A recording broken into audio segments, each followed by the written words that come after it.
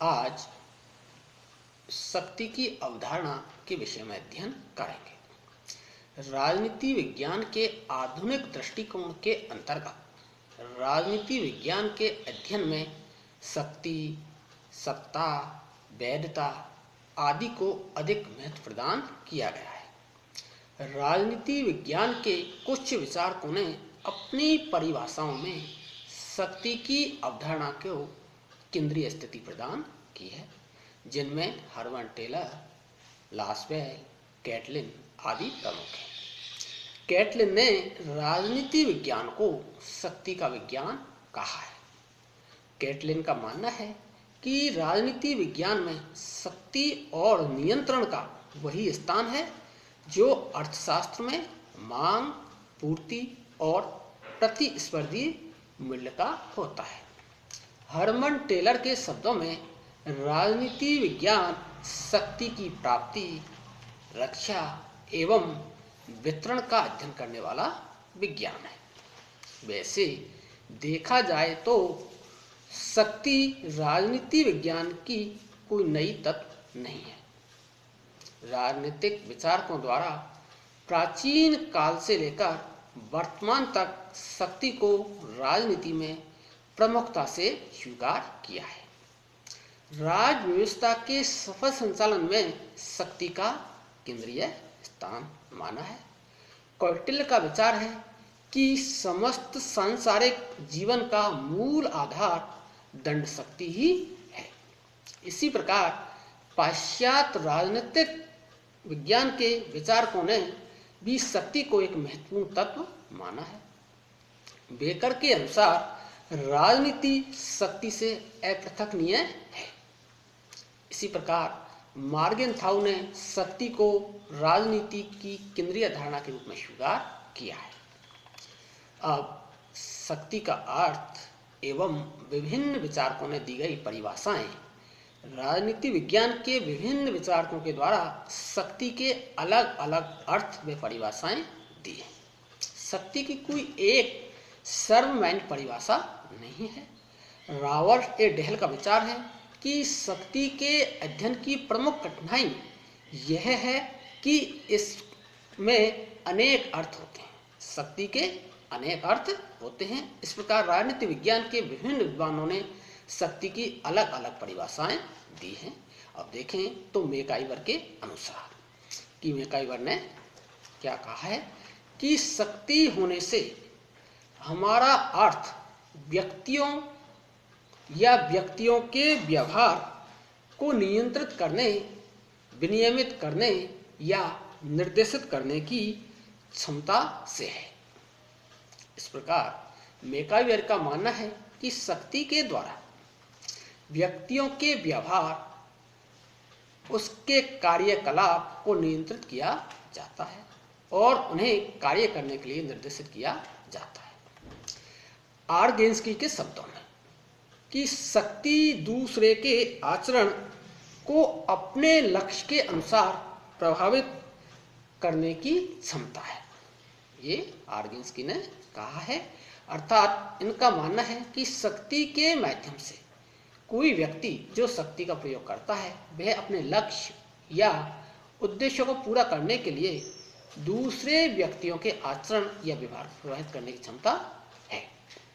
इसी प्रकार रॉबर्ट बायर्सटेड का कहना है कि शक्ति बल प्रयोग की योग्यता है, न कि उसका वास्तविक प्रयोग। रॉबर्ट ए डेहल के मतानुसार शक्ति लोगों के बीच पारस्परिक संबंधों की ऐसी विशेष स्थिति का नाम है जिसमें एक पक्ष दूसरे पक्ष को प्रभावित करके उसमें ऐसे कार्य करवा लेता है जिन्हें वह अन्यथा नहीं करता। मैकाइवर ने शक्ति को एक बहुपक्षीय तत्व माना है। इसी प्रकार लासवेल, कैपलान तथा हर्बर्ट साइमन ने प्रभाव प्रक्रिया के रूप में शक्ति को परिभाषित किया है। मार्गेनथाउ का विचार है कि शक्ति वह प्रत्येक वस्तु शामिल है। शक्ति में वह प्रत्येक वस्तु शामिल है जिसके द्वारा मनुष्य के ऊपर नियंत्रण स्थापित किया जाता है तथा बनाए रखा जाता है।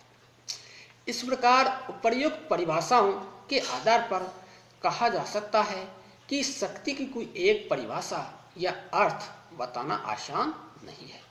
विचारकों ने शक्ति की विभिन्न अर्थों में परिभाषित किया है। जो शक्ति है उसको विभिन्न अर्थों में परिभाषित किया है। कैटलिन ने शक्ति को राजनीतिक जीवन का प्राथमिक तत्व बताया है एवं शक्ति को राजनीति का केंद्र बिंदु बनाकर व्यवस्थित सिद्धांत का विकास किया है। लासवेल और कैपलान ने शक्ति की अवधारणा का विस्तृत विश्लेषण किया है। लासवेल ने अपनी पुस्तक कौन, कब, क्या, कैसे प्राप्त करता है में शक्ति के स्रोत, साधन व उसके बनाए रखने के बारे में बताया गया है। लासवेल का मत है कि राजनीति विज्ञान मूल रूप से एक शक्ति प्रक्रिया नहीं वरन बल्कि यह समाज के मूल्यों की स्थिति का अध्ययन है। इसलिए राजनीति विज्ञान में शक्ति और मूल्य दोनों तत्वों का ही अध्ययन किया जाना चाहिए।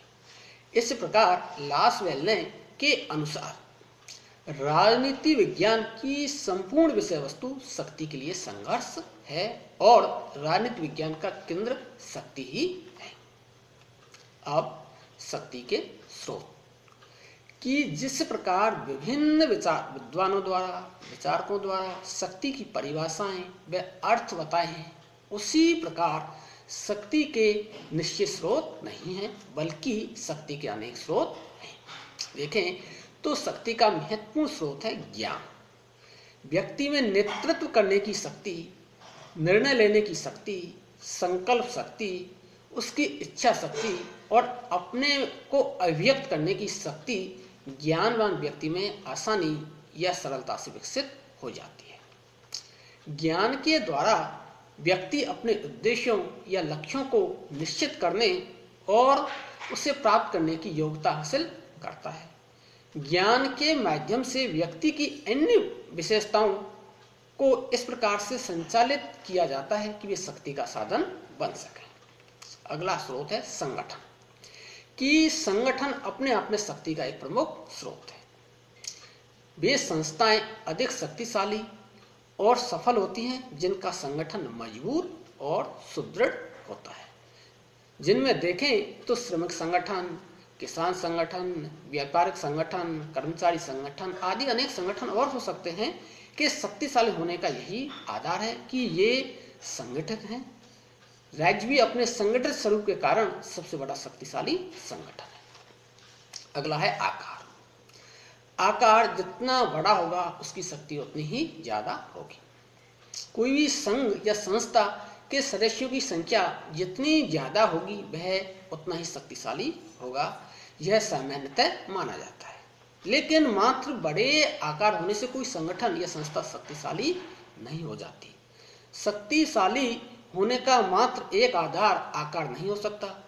आकार के साथ साथ इसमें सुदृढ़ता, एकता, अनुशासन आदि का होना भी अति आवश्यक है।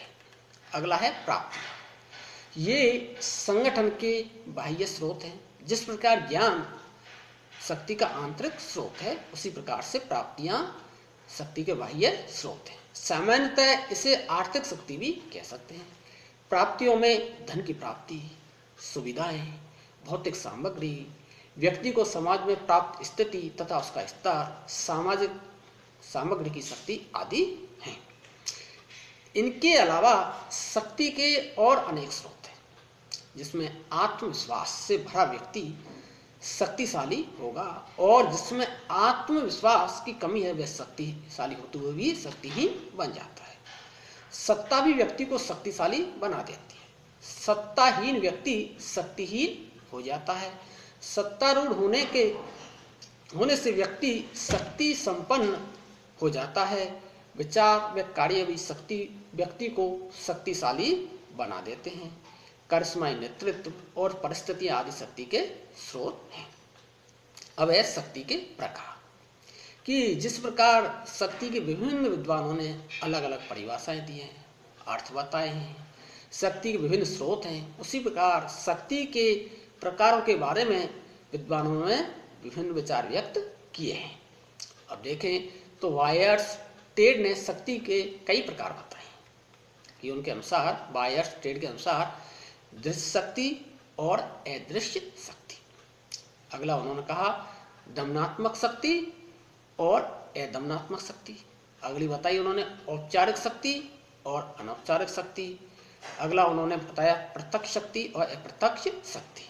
जब शक्ति का धारक स्वयं शक्ति का प्रयोग करे तो वह प्रत्यक्ष शक्ति है, और जब शक्ति का प्रयोग अधीनस्थों द्वारा कराया जाए तो वह अप्रत्यक्ष शक्ति है। अब मैक्स वेबर ने औचित्य पूर्णता के आधार पर शक्ति के 3 रूप बताए हैं: कानूनी अथवा वैधानिक, परंपरागत और करिश्मावादी।